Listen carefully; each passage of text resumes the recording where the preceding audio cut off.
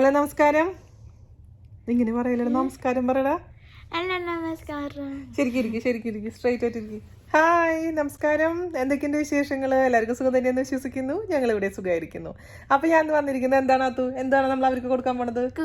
Cookies. കുട്ടികൾക്ക് വളരെ ഇഷ്ടപ്പെട്ടുള്ള കുക്കീസിന്റെ recipe ആയിട്ടാണ് വന്നിരിക്കുന്നത്. അതായത് ബട്ടർ കുക്കീസ്. വളരെ കുറച്ച് ഇൻഗ്രീഡിയൻസേ ഉള്ളൂ, നിമിഷ നേരം കൊണ്ട് നിങ്ങൾക്ക് ഉണ്ടാക്കിയെടുക്കാൻ പറ്റും. നന്ദു ആണ് എന്നെ ഹെൽപ്പ് ചെയ്തിരിക്കുന്നത്.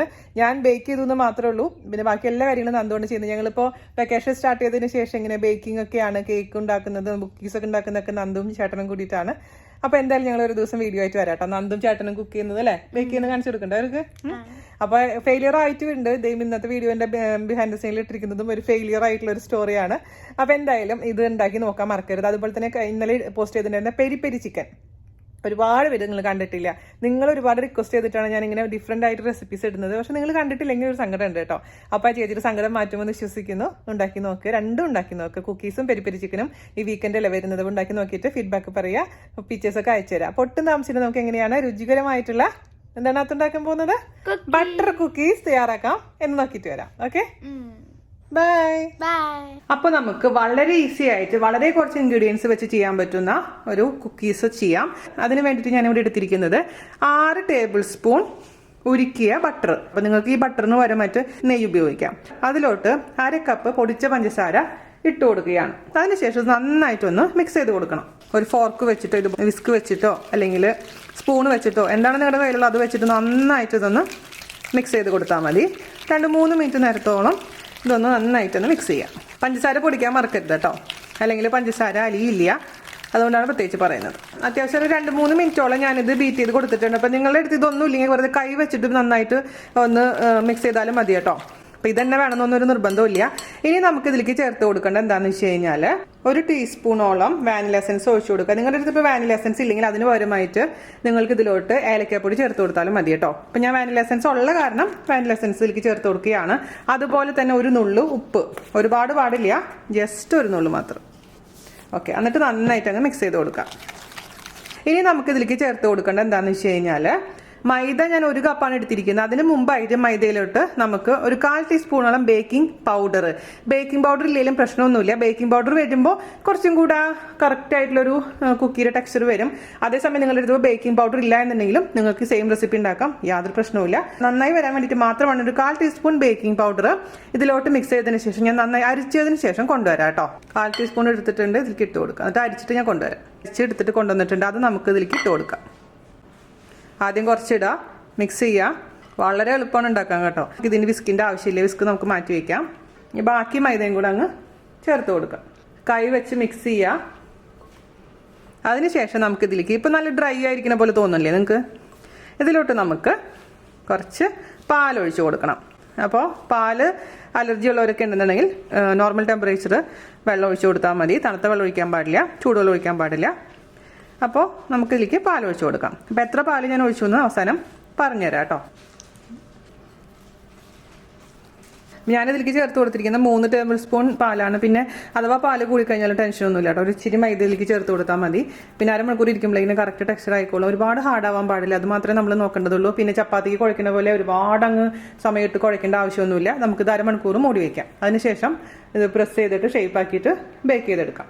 അപ്പോൾ 1/2 മണിക്കൂർ കഴിഞ്ഞിട്ടുണ്ട്. നമുക്ക് ഇനി ഇതിനെ ഷേപ്പ് ചെയ്തെടുക്കാം. നിങ്ങൾക്ക് ഇഷ്ടമുള്ള ഷേപ്പ് ഉണ്ടാക്കാം കേട്ടോ. സ്ക്വയറോ റെക്ടാങ്കിളോ അല്ലെങ്കിൽ നിങ്ങളുടെ അടുത്ത് കുക്കി കട്ടർ ഉണ്ടെങ്കിൽ അതിനനുസരിച്ച്. കുട്ടികൾക്കൊക്കെ ഇവിടെ നന്ദുവിനൊക്കെ ഭയങ്കര ഇഷ്ടമാണ് പല ഷേപ്പിൽ ഉണ്ടാക്കാൻ.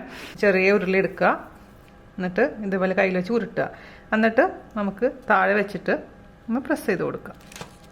അപ്പോൾ താഴെ ഇതേപോലെ തന്നെ നിങ്ങളുടെ അടുത്ത് പേപ്പർ ഇല്ലെങ്കിൽ കുഴപ്പമൊന്നുമില്ല കേട്ടോ. പേപ്പർ ഇല്ലാണ്ട് നമുക്ക് ഉണ്ടാക്കാം. അപ്പോൾ ഇതുപോലെ ഇങ്ങനെ പ്രസ് ചെയ്ത് കൊടുത്തതിന് ശേഷം ഒരു ഫോർക്ക് എടുക്കുക. ഫോർക്ക് എടുത്തിട്ട് നിങ്ങൾക്ക് ഇഷ്ടമുള്ള ഷേപ്സ് നമുക്ക് കൊടുക്കാം. അപ്പോൾ ഞാനിങ്ങനെ വെറുതെ സിമ്പിളായിട്ട് ഫോർക്ക് വെച്ചിട്ട് ഇങ്ങനെ ചെയ്യുന്നുള്ളൂ.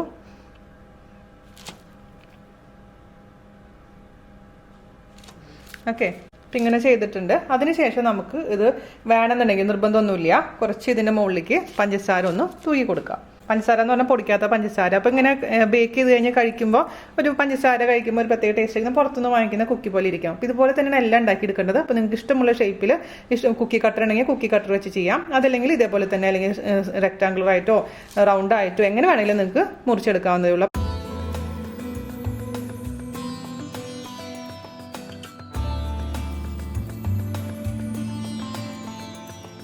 ഇനി 180°C ഒരു 15 മിനിറ്റോളം ബേക്ക് ചെയ്യാം. ഓരോ ഇത് ഓവൻ അനുസരിച്ചും വ്യത്യാസം ഉണ്ടാവും, ടെമ്പറേച്ചറിലും അതുപോലെ തന്നെ ടൈമിലും. അതുകൊണ്ട് ശ്രദ്ധിക്കുക. 180°C 10 മിനിറ്റ് പ്രീ ഹീറ്റ് ചെയ്യാനും മറക്കരുത് കേട്ടോ.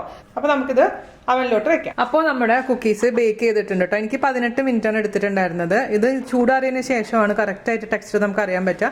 ഓരോ ഓവൻ അനുസരിച്ച് ബേക്കിങ്ങിന്റെ ടൈം വ്യത്യാസം ഉണ്ടാവും. അപ്പോൾ ഇതുപോലെ ചെറിയൊരു ഗോൾഡ് കളർ ആവുന്ന വരെ നമ്മൾ ബേക്ക് ചെയ്യാൻ മറക്കരുത്. പുറത്ത് അപ്പോൾ തൊട്ട് നോക്കുമ്പോൾ കുറച്ച് സോഫ്റ്റ്നെസ് ഉണ്ടാവും, പക്ഷെ പുറത്തിരുന്നൊരു അരമണിക്കൂറൊക്കെ കഴിയുമ്പോഴേക്കും നല്ല പുറത്തുനിന്ന് വാങ്ങിക്കുന്ന കുക്കീസിന് പോലെയുണ്ട്. ഇതിന്റെ ബാക്ക് സൈഡ് കണ്ടോ, ബാക്ക് സൈഡ് ഇതുപോലെ നല്ല ഗോൾഡ് കളർ ഇരിപ്പുണ്ട്.